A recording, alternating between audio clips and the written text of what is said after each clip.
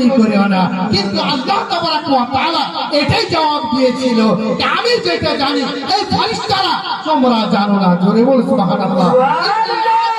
মা লা তা'লামুন, আমি যেটা জানি তোমরা জানো না।